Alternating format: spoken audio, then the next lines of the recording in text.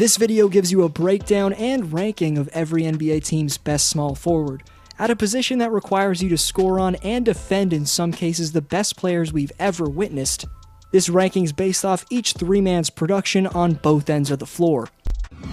First, a shout out to Kartik Sath saying Pascal Siakam's his favorite power forward, stating one of his favorite moments as Pascal's block on LeBron early this season. I definitely agree, that was beastly. Great take from Kartik. Question coming up for next vid. Shout out yearly top 5 get rewards. For more info, you can DM me on Instagram or Twitter at DFlowHoops. And if you enjoy this ranking, feel free to follow me there as well. Number 30, Josh Okogie of the Minnesota Timberwolves. This doesn't at all mean Josh is one of the worst players at small forward. Remember, every player you're going to see ranked today is the best player on their team at this position, so don't get me wrong, Wolves fans. I think your wing Okogie has a ton of potential at 21 in his second season. He made headlines with a dominant shutdown and game-winning block on the beard back in his rookie year. However, in 2018-19, he shot just 38% from the field. Luckily, in his sophomore year, the slashing Okogie's vamped his field goal percentage to respectability. He is still just shooting a measly 26% from deep, though. Number 29, Tony Snell of the Detroit Pistons. We're not taking into account how overpaid a player is, but I think it's important to note that Tony received $44 million in guaranteed money from the Bucks back in 2017. Now on the Pistons, he provides just 8 points in 27.8 minutes. The percentages seem impressive on the surface, but here's the catch. In 59 games, Snell shot an average of just 6.5 times per game, and that's for good reason. The man's fairly limited offensively. Number 28, Reggie Bullock of the New York Knicks. Bullock's played only 29 of 62 games so far, but was valuable when manning the small forward spot for the dictator-ran Knicks. According to ESPN, the source for every real plus-minus ranking you'll see today, Reggie was right in between some reputable three-men in that telling advanced stat. Number 27, Trevor Ariza of the Portland Trail Blazers.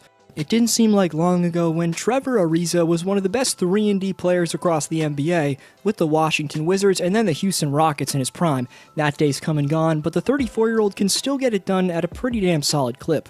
Number 26, Troy Brown Jr. of the Washington Wizards. TBJ has as much upside as anyone in the game.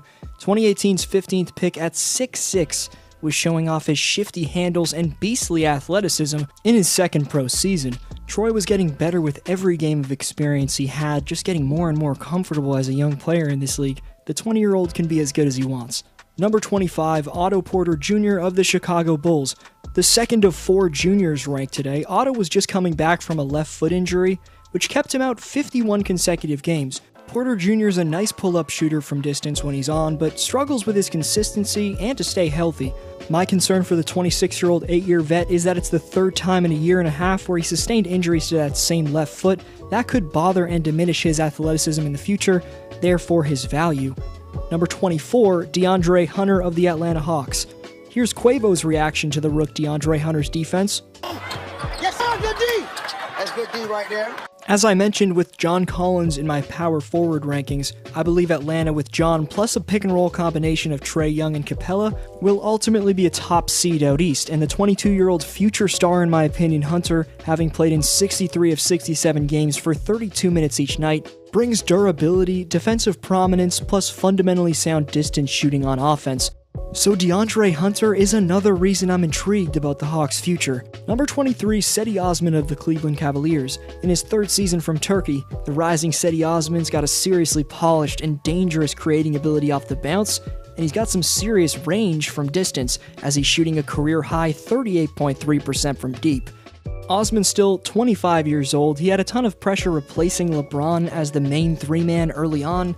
That was an impossible shoe to fill, but he's flashed some nice scoring upside, and despite having a lack of athletic ability, he's an intelligently active defender. Number 22, Miles Bridges of the Charlotte Hornets.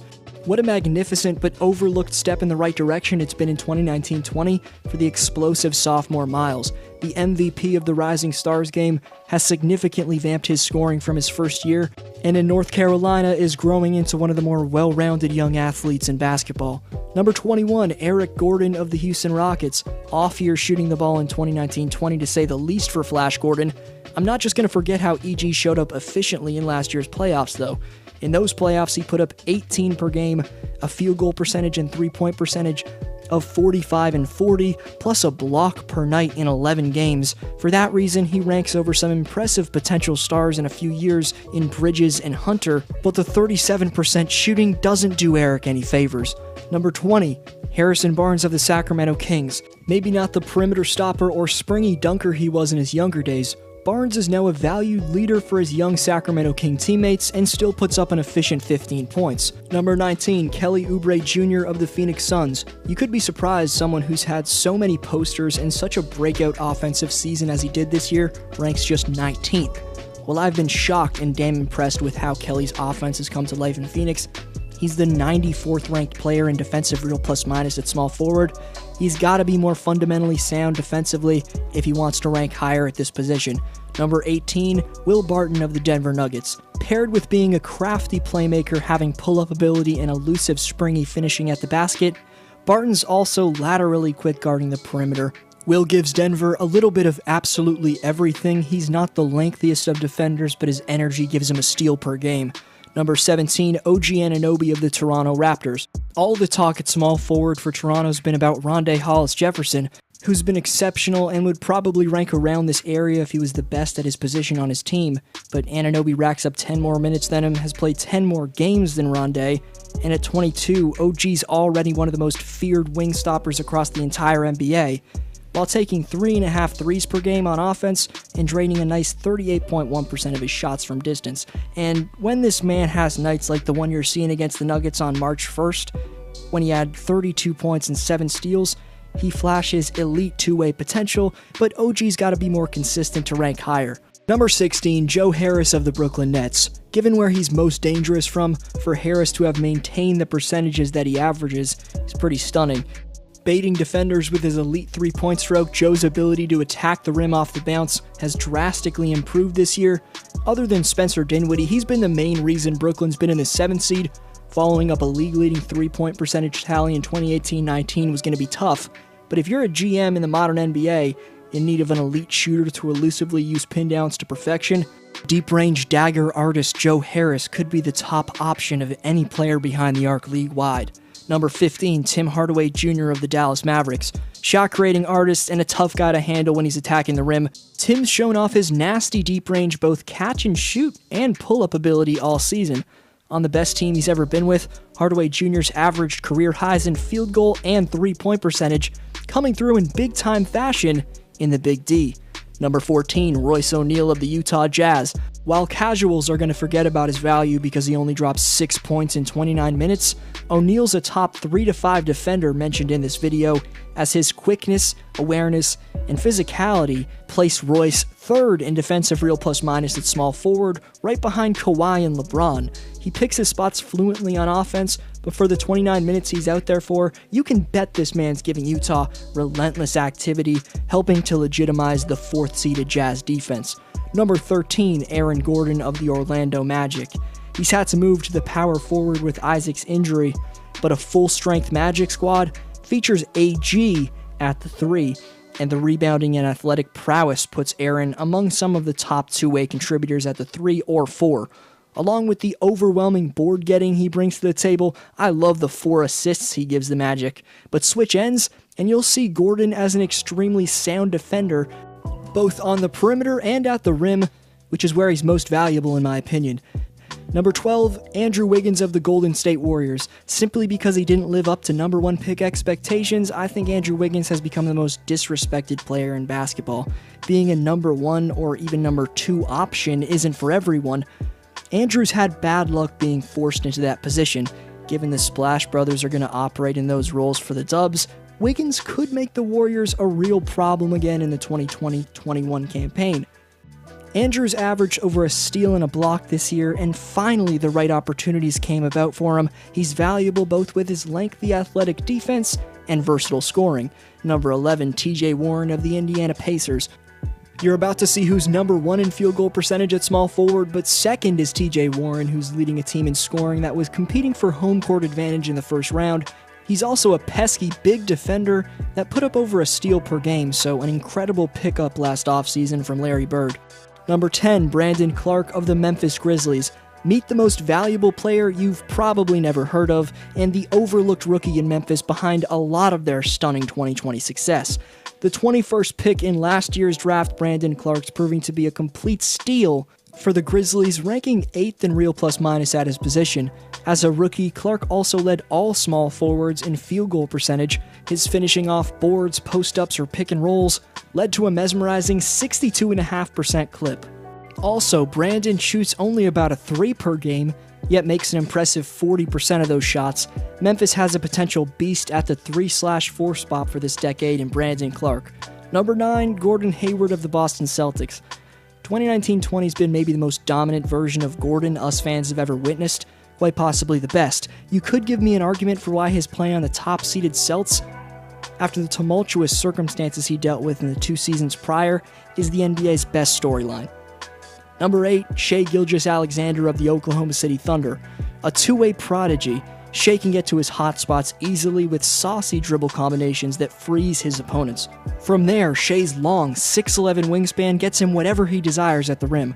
Mix in Gilgeous-Alexander's crafty attacking of the paint with his respectable shooting ability, Shai nearly added 10 points to his total per game from his rookie to sophomore year, so the sky's the limit for him. Number 7, Tobias Harris of the Philadelphia 76ers. When the word underrated's mentioned, I think of Philly stretch 4 with Embiid or Horford sitting, but 3-man when those two start like they typically do. Tobias has the bulkiness, swift handle, and shooting prowess that relates him a little bit to Carmelo in his Knicks days, not saying he's close to that type of star, but when he finds his rhythm, whether Tobias is posting up or lighting it up from the perimeter, he's a massive threat for opposing wings and bigs. Don't underestimate the defense as well. Number 6, DeMar DeRozan of the San Antonio Spurs. San Antonio's backcourt of DeJounte Murray and Bryn Forbes has changed DeRozan's position from shooting guard to small forward. Evaluating him as the typical guard he is though, and if the regular season's over, DeMar would come up 0.3 attempts short of being the first guard since Michael Jordan from 1987 to 1991 to shoot at least 50% from the field and attempt at least 16 field goals per game. Some Hall of Fame-like numbers from Debo. Number 5, Brandon Ingram of the New Orleans Pelicans. Zion came back to steal any attention Brandon received for his breakout year. However, the former Lakers trade from the GM, while at first seemed like a misfortune, now just seems like a blessing, as a change of scenery plus another year of development has granted the now proven to be utter phenom of a wing creator B.I. an opportunity he's fully capitalized on. The man just made his first All-Star team. Number 4, Jimmy Butler of the Miami Heat. Speaking of changing teams, here's Butler revealing what made him leave the 76ers. At what point did you realize that? At what point did... And that fucking meeting in the office, and I told you that. I told you that. So Brett brings me, you, Joe and Ben. This is pre-Tobias trade. Yeah. And we're all sitting in there, and nothing got accomplished at all. So I was like, and I told you this as we walked out. JJ, why would I ever go back in there again? Nothing's getting accomplished. Nobody's saying nothing to anybody.